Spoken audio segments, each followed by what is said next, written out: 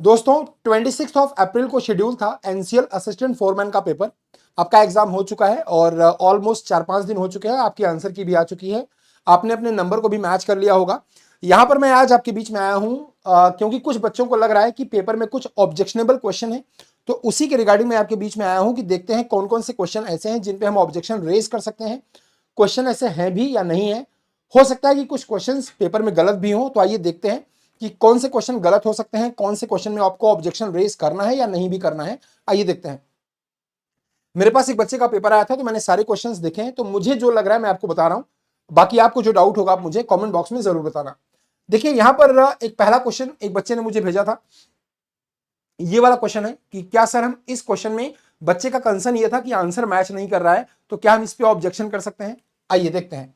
तो सबसे पहला क्वेश्चन बेटा ये है, मैं मैकेनिकल की बात कर रहा हूं। तो find the power needed to run a centrifugal pump. Centrifugal pump को रन करने के लिए जो पावर नीडेड है वो है शाफ्ट पावर। क्योंकि सेंट्रीफ्यूगल पंप को चलाने के लिए जो पावर रिक्वायर्ड होती है वो कौन सी होती है, शाफ्ट पावर। अब आपको यहां पर डिस्चार्ज दिया है 30 लीटर पर सेकंड। 30 लीटर का मतलब होता है 0.03 मीटर क्यूब पर सेकंड। ठीक है। और हाइट दिया है आपको 20 मीटर। अगेन एफिशिएंसी आपको ओवरऑल एफिशिएंसी दिया है 75%। ठीक है। और डेंसिटी आपको दिया है 1000, जी की वैल्यू दिया है 9.81। तो अब अगर बेटा मैं ओवरऑल एफिशिएंसी की बात करूं, पंप में ओवरऑल एफिशिएंसी तो क्या होती है, ओवरऑल एफिशिएंसी होती है पंप की water power upon shaft power.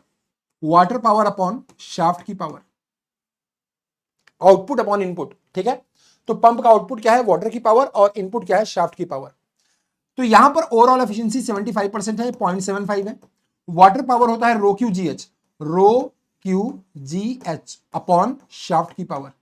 तो यहां पर अगर मुझे शाफ्ट की पावर निकालनी है मैं लिखूंगा रो क्यू जी एच अपॉन 0.75। तो रो और जी देखिए दिया है 1000 और 9.81, यानी कि रो और जी की वैल्यू आ जाएगी 9810। क्यू की वैल्यू हो जाएगी 0.03 और हेड आपको दिया है 20 मीटर का। ओवरऑल एफिशिएंसी है 0.75। तो अगर मैं इसको कैलकुलेट करता हूं तो 9810 इंटू 0.03 इंटू 20 डिवाइडेड बाय 0.75, तो मेरा आंसर आता है 7848। 7848 वॉट या 7.8 किलो वॉट। 7.848 kilo watt. बच्चे को लग रहा है कि ऑप्शन में 8 किलो वॉट दिया है, तो क्या मैं इस पे ऑब्जेक्शन कर सकता हूं? बिल्कुल भी नहीं कर सकते। क्योंकि मैं जब भी आपसे क्लास में क्वेश्चन सॉल्व करता हूं मैं हमेशा आपसे बोलता हूं कि जो सबसे क्लोजेस्ट आंसर है आप उसको टिक कर सकते हैं। यहां पर आप 8 किलो वाट आंसर को टिक कर सकते हैं। ये जो 8 किलो वाट आया है, पता है ये कैसे आया है? जी की वैल्यू को 10 मानकर। अगर आप जी की वैल्यू 10 मानेंगे तो आपका आंसर एग्जैक्टली 8 किलो वाट आएगा। हालांकि ये क्वेश्चन गलत नहीं है, तो इस पर कोई भी ऑब्जेक्शन करने की रिक्वायरमेंट नहीं है। एक ये क्वेश्चन है कंपाउंड गियर ट्रेन का, जो कि बहुत सारे बच्चों के बीच में चर्चा का विषय बना हुआ है। आइए देखते हैं इस क्वेश्चन को कैसे सॉल्व करेंगे। इस क्वेश्चन में कुछ मिस्टेक्स हैं। मैं आपको सारी पॉसिबिलिटी बताता हूं कि इस पर हम ऑब्जेक्शन रेज कर सकते हैं या नहीं, क्या ये क्वेश्चन गलत है या सही है। आइए देखते हैं। एक कंपाउंड गियर ट्रेन में गियर बी और सी कंपाउंड है। गियर बी और सी कंपाउंड है मतलब गियर बी और गियर सी सेम शाफ्ट के ऊपर माउंटेड है। गियर बी और गियर सी क्या है, सेम शाफ्ट के ऊपर माउंटेड है, यानी कि कंपाउंड गियर ट्रेन है। अगर जो गियर कंपाउंड होते हैं, किसी भी गियर ट्रेन में जो गियर कंपाउंड होते हैं, कंपाउंड गियर का ओमेगा सेम होता है। क्योंकि अगर एक शाफ्ट पर 10 गियर लगे हैं तो 10 गियर का ओमेगा सेम होगा, यानी कि ओमेगा बी और ओमेगा सी क्या होगा, सेम होगा। The number of teeth on gear A B C and D 24, 45, 30 और 80 आपको गिवन है। अब यहां पर देखिए all gears are mounted on the parallel shaft and gear A meshes with gear B and gear B with gear D. Gear A B के साथ match कर रहा है। पहले मैं जो क्वेश्चन में लिखा है उसको आपको समझाता हूं। गियर ए बी के साथ मैच कर रहा है। गियर ए पर कितने टीथ हैं, 24। तो 24 टीथ हैं गियर ए पर। बी पर कितने टीथ हैं, 45।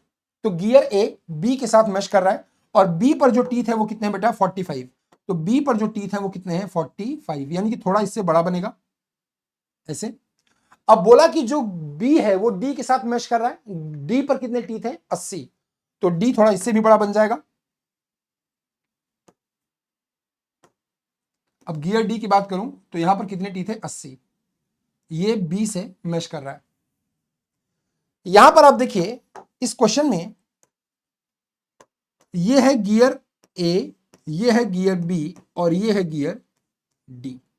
अगर मैं टीथ की बात करूं तो टीथ यहां पर 24 है ए पर, बी पर कितने गिवन है 45 और डी पर गिवन है 80।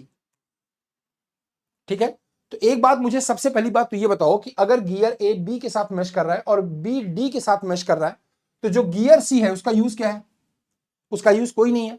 तो अगर उसका यूज नहीं है तो आपने फिर इसको कंपाउंड गियर लिखा कैसे? क्योंकि कंपाउंड गियर क्या होती है? सिंपल गियर ट्रेन होती है कि हर शाफ्ट पर एक ही गियर यूज में होता है। कंपाउंड गियर वो होता है जिसमें किसी भी इंटरमीडिएट शाफ्ट पर एक से ज्यादा गियर यूज में होते हैं। क्या होते हैं? एक से ज्यादा गियर यूज में होते हैं। तो अगर मैं बात कर लूं कि जो सी है और बी कंपाउंड है, अब सी पर कितने टीथ हैं? तो सी पर टीथ हैं 30। तो सी पर जो टीथ है वो कितने हैं? 30 हैं। यानी कि सी कहां बनेगा? सी कहां बनेगा? तो सी आप यहां बना रहे हो, ये मान लेते हैं गियर नंबर सी है। ठीक है, गियर नंबर सी है, तो सी यहां बन गया भैया। अब सी पर कितने टीथ हैं? 30। तो मुझे ये बताओ कि सी का यूज क्या हुआ? सी का तो यूज कुछ हुआ ही नहीं, सी तो किसी से कनेक्टेड ही नहीं है। अगर सी किसी से कनेक्टेड नहीं है तो आपने फिर कंपाउंड गियर ट्रेन लिखा कैसे? क्योंकि कंपाउंड गियर ट्रेन में जो इंटरमीडिएट शाफ्ट है उसमें जो दो गियर हैं वो दोनों किसी न किसी से कनेक्ट होंगे। अगर ऐसा नहीं है तो वो फिर कंपाउंड गियर ट्रेन है ही नहीं। तो या तो आप यहां पर कंपाउंड गियर ट्रेन का वर्ड हटाइए,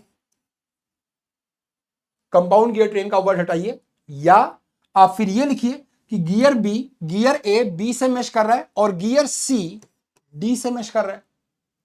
क्योंकि कंपाउंड होने के लिए जरूरी है कि अगर एक शाफ्ट पर दो गियर लगे हैं तो वो दोनों गियर किसी न किसी से कनेक्टेड हो। मैं आपको दिखा देता हूं। आप आर एस खुरमी को देखिए, आर एस खुरमी को देखिए। यहां पर आर एस खुरमी में अगर आप टोम की बुक देखेंगे आर एस खुरमी की, तो यहां पर लिखा हुआ है, ये बात आप जानते भी हो बट फिर भी मैं आपको प्रूफ दिखा दे रहा हूं। यहां पर देखिए लिखा है कंपाउंड गियर ट्रेन के बारे में कि one of these two gears meshes with the driver and the other with the driven. ये जो कंपाउंड शाफ्ट है जिसपे दो गियर लगे हैं उनमें एक गियर ड्राइवर के साथ मैच कर रहा है और दूसरा ड्रिवन के साथ मैच कर रहा है। कंपाउंड गियर की डेफिनेशन ही क्या होती है कि अगर किसी भी गियर ट्रेन में एक इंटरमीडिएट शाफ्ट पर एक या उससे ज्यादा गियर हैं, मतलब एक से ज्यादा गियर लगे हैं और दोनों गियर यूज में हैं, तो ऐसी गियर ट्रेन को हम कंपाउंड गियर ट्रेन बोलते हैं। तो सबसे पहली बात तो आपने इस क्वेश्चन में गियर सी का कोई यूज नहीं किया। अब अगर आपने गियर सी का यूज नहीं किया इसका मतलब ये सिंपल गियर ट्रेन हो गई। भाई अगर ए बी से और बी डी से कनेक्ट है मतलब सी का कोई यूज ही नहीं है, इसका मतलब ये सिंपल गियर ट्रेन है। तो अगर हम सिंपल गियर ट्रेन मान के चलें तो आप जानते हैं कि सिंपल गियर ट्रेन में अगर मैं स्पीड रेशियो निकालूं, क्या निकालूं? Speed ratio of simple gear train. तो सिंपल गियर ट्रेन का जो स्पीड रेशियो होता है बेटा वो क्या होता है? Omega of main driver upon omega of main driven. Omega of main driver upon omega of main driven. अब मेन ड्राइवर कौन है? मेन ड्राइवर कौन है? ए, और मेन ड्रिवन कौन है? डी। तो इसका मतलब आ जाएगा ओमेगा ए का और ओमेगा डी का, omega of A upon omega of D, ये हो जाएगा स्पीड रेशियो। और ये क्या हो जाएगा? क्योंकि अगर ये आप सिंपल गियर ट्रेन मानकर चल रहे हैं तो जो बीच वाला गियर है वो क्या हो जाएगा? आइडलर। वो सिर्फ डायरेक्शन को चेंज कर रहा है, वेलोसिटी रेशियो में कंट्रीब्यूशन नहीं कर रहा है। इसीलिए हम सिंपल गियर ट्रेन में जो इंटरमीडिएट गियर होते हैं उनको आइडलर बोलते हैं, क्योंकि आइडलर का वेलोसिटी रेशियो में कोई कंट्रीब्यूशन नहीं है। तो ये बन गई सिंपल गियर ट्रेन, क्योंकि सी का कोई यूज ही नहीं है ना। तो अब स्पीड रेशियो कैसे निकालेंगे? Omega A by omega D is equal to number of teeth on D upon number of teeth on A. अगर आप इसको ऐसे सॉल्व करेंगे तो डी पर कितने टीथ हैं बेटा? 80, और ए पर कितने टीथ हैं? 24। यानी कि omega A by omega D आ गया 80 बाई 24, यानी कि RPM of A upon RPM of D ये आ गया 80 अपॉन 24। अब आपको क्या निकालना है? आपको क्वेश्चन में दिया है कि ए का आरपीएम आपको दिया है, आपको डी का आरपीएम पूछा है। तो जो RPM of D upon RPM of A हो जाएगा सर वो हो जाएगा 24 बाई 80। तो आरपीएम ऑफ डी कितना हो जाएगा?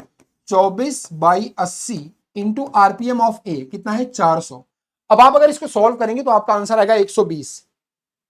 24 बाई 80 इंटू 400 कितना आ जाएगा? 120। यानी कि आपने ऑप्शन तो मैच कर दिया सर, एनसीएल वाले सर आपने ऑप्शन तो मैच कर दिया 120, बट ये ऑप्शन गलत है। ऑप्शन गलत क्यों है? क्योंकि आपको देखो दो वर्ड्स में से एक चीज आपको चेंज करनी पड़ेगी। या तो आप यहां पर लिखते सिंपल गियर ट्रेन, और या तो आप लिखते कि गियर ए बी के साथ मैच कर रहा है और बी और सी डी के साथ मैच कर रहा है। अगर आप ऐसा लिखते तो आंसर मैच नहीं करेगा। अगर आप गियर ए बी के साथ मैच करे और सी डी के साथ मैच करे, तो आंसर आप निकालेंगे तो आएगा 80 आरपीएम। कितना आएगा? 80 आरपीएम। लेकिन प्रॉब्लम है कि ये दिया नहीं है, ये दिया नहीं है, तो फिर अब क्या करें? इसका मतलब सिंपल गियर ट्रेन है। अगर इस क्वेश्चन में ऐसा लिखा होता कि ए बी के साथ मैच कर रहा है और सी डी के साथ मैच कर रहा है, इसका मतलब अगर ए बी के साथ मैच करता तो ए बी को ड्राइव करता, ए हो जाता ड्राइवर, बी हो जाता ड्रिवन। अब बी घूमता तो बी और सी सेम शाफ्ट पर है, तो सी घूमता और सी घुमाता डी को। यानी कि उस केस में क्या होता? ए ड्राइवर होता और सी ड्राइवर होता, बी ड्रिवन होता और डी ड्रिवन होता। आइए हम ऐसे निकाल के एक बार चेक कर लेते हैं। अगर मैं कंपाउंड गियर ट्रेन इसको मानकर चलूं, तो तब अगर मैं निकालूं स्पीड रेशियो, तो स्पीड रेशियो बेटा क्या आ जाएगा? ओमेगा ऑफ ए यानी कि main driver upon omega of main driven is equal to आ जाएगा product of number of teeth on driven. तो ड्रिवन क्या होता है यहां पर? अगर ए बी से और सी डी से कनेक्टेड होता, अगर ऐसा होता तो ए ड्राइवर होता और सी ड्राइवर होता, बी और डी क्या होते? ड्रिवन। तो product of number of teeth on driven, driven यानी कि बी और डी। तो बी पर कितने हैं भैया? 45 और डी पर है 80। बी पर है 45 और डी पर है कितने? 80 डिवाइडेड बाय ए और बी पर कितने हैं? सॉरी, ए और सी पर कितने हैं? तो ए पर है 24 और सी पर है 30। तो ये आ जाता 24 और 30। पूरा मैं डिटेल में आपको एक्सप्लेन कर रहा हूं, सारी पॉसिबिलिटी आपको बता रहा हूं, ठीक है। अब आपको निकालना है ओमेगा डी। तो अगर आपको ओमेगा निकालना है डी का, यानी कि आरपीएम अगर आपको निकालना है डी का अपॉन आरपीएम ऑफ ए, देखो ओमेगा है ना 2 pi by 60, 2 pi by 60 cancel हो जाएगा, तो N D by N A आ जाएगा। कितना हो जाएगा? रिवर्स कर दो, 24 इंटू 30 अपॉन 45 इंटू 80। अब यहां पर आरपीएम ए का दिया है 400, तो मल्टीप्लाई कर दीजिए। आप इससे कैलकुलेट करेंगे तो मुझे लगता है इसका आंसर आएगा 80 आरपीएम। एक बार देख लेते हैं। 24 इंटू 30 इंटू 400 डिवाइडेड बाई 45 80 कितना आ रहा है? 80 आरपीएम। अब ये 80 आरपीएम आ रहा है। यानी कि सर अगर आपने कंपाउंड लिखा, अगर मैं कंपाउंड मान के चलूं तो आंसर नहीं आ रहा। आंसर कब आएगा? जब सिंपल मान के चलेंगे। तो अगर सिंपल गियर ट्रेन है तो आपने फिर कंपाउंड क्यों लिखा? क्योंकि कंपाउंड में जो इंटरमीडिएट शाफ्ट होते हैं उनमें जो दोनों गियर होंगे वो यूज में होंगे। तो मुझे ऐसा लगता है कि ये जो क्वेश्चन है वो गलत है और ये क्वेश्चन कंसीडर नहीं किया जाना चाहिए। ये क्वेश्चन होगा गलत, इस क्वेश्चन को कंसीडर किया नहीं जाना चाहिए। अगर आपने यहां पर कंपाउंड नहीं लिखा होता तो सही होता, सिंपल गियर ट्रेन होता तो सही होता, बट क्योंकि आपने कंपाउंड लिखा है तो ये गलत है क्वेश्चन। तो मुझे ऐसा लगता है कि इस क्वेश्चन को हटना चाहिए और एनसीएल को ये क्वेश्चन हटाना चाहिए, ठीक है। मैंने आपको आर एस खुरमी की बुक भी दिखा दी, यहां पर लिखा भी हुआ है कि जो कंपाउंड गियर होते हैं उनमें एक गियर ड्राइवर से मैच करेगा और दूसरा जो होगा वो ड्रिवन से मैच करेगा, तभी कंपाउंड बनता है भाई, तभी कंपाउंड बनता है ना। एक शाफ्ट पर एक से ज्यादा गियर यूज में है तभी वो कंपाउंड गियर ट्रेन है। तो ये रहा ये क्वेश्चन मेरे हिसाब से तो गलत है। एक बच्चे ने ये भी भेजा है कि सर सिंपली सपोर्टेड बीम जिसका स्पैन एल है और एक कंसंट्रेटेड लोड पी एक्ट कर रहा है उसके मिड पॉइंट पर, सॉरी डिस्टेंस एल बाई 4 पर लेफ्ट सपोर्ट से, तो जो बेंडिंग मोमेंट होगा at point of application of the load वो कितना होगा? यार इसमें क्या ही है, एक सिंपली सपोर्टेड बीम है, मान लो ये एल लेंथ की है, कितनी है? एल लेंथ की। तो यहां पर लेफ्ट सपोर्ट मान लो ए है और राइट सपोर्ट मान लो बी है। तो यहां पर लग रहा है लोड यहां से एल बाई 4 और यहां से कितना हो जाएगा? 3 एल बाई 4। तो यार अगर मैं रिएक्शन निकालूं तो यहां का रिएक्शन क्या हो जाएगा? Load into opposite distance upon total length, तो हो जाएगा 3p/4। तो रिएक्शन ए पर आ जाएगा 3p/4 और बी पर आ जाएगा रिएक्शन कितना? p माइनस 3p/4, तो कितना हो जाएगा? p/4। यहां पर आ जाएगा p/4। अब आपसे पूछा है कि at the point of application of load, यहां पर आपको बताना है बेंडिंग मोमेंट। तो यार बेंडिंग मोमेंट कैसे निकालोगे?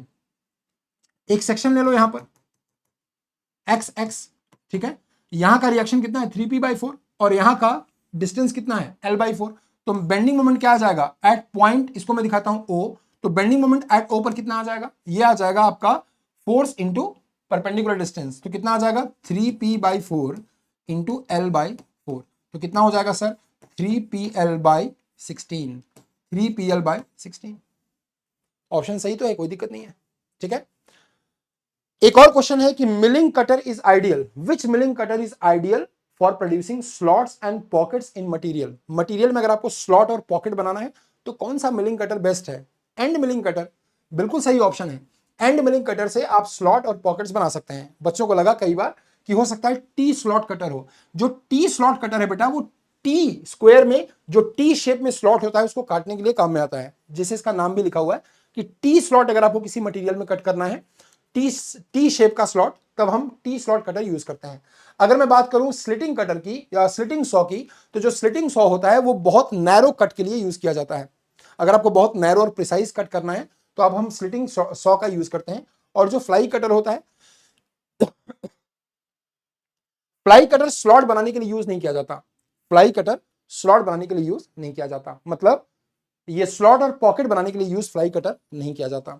ठीक है, तो ये मुझे जितने भी लगे क्वेश्चन, मैंने जो पेपर देखा है उसमें मुझे एक ही ऑब्जेक्शन नजर आया, वो है इस कंपाउंड गियर ट्रेन पर। और जहां तक मुझे लग रहा है ये क्वेश्चन गलत होना चाहिए, क्योंकि यार आप ऐसे बच्चों को गुमराह नहीं कर सकते ना। आप कंपाउंड लिख के आप सिंपल थोड़ी दे सकते हो। कंपाउंड गियर का मतलब होता है कि एक शाफ्ट पर एक से ज्यादा गियर यूज में है। अब ऐसे तो एक काम करो, कंपाउंड गियर ले लो और एक शाफ्ट पर 10 गियर लगा दो, बाकी 9 को आइडल बना दो और एक को यूज कर लो। मतलब तुम बना रहे हो सिंपल गियर ट्रेन, नाम दे रहे हो कंपाउंड का, तो ये वर्ड गलत है। मुझे लगता है कि ये क्वेश्चन कैंसिल होना चाहिए। अगर आपको और भी किसी क्वेश्चन में डाउट है, मैंने सारा क्वेश्चन चेक किया है, मुझे नहीं लगा कि और भी कोई क्वेश्चन गलत है। ठीक है, तो मुझे लग रहा है बाकी सारे क्वेश्चन सही हैं, इसमें कोई दिक्कत नहीं है।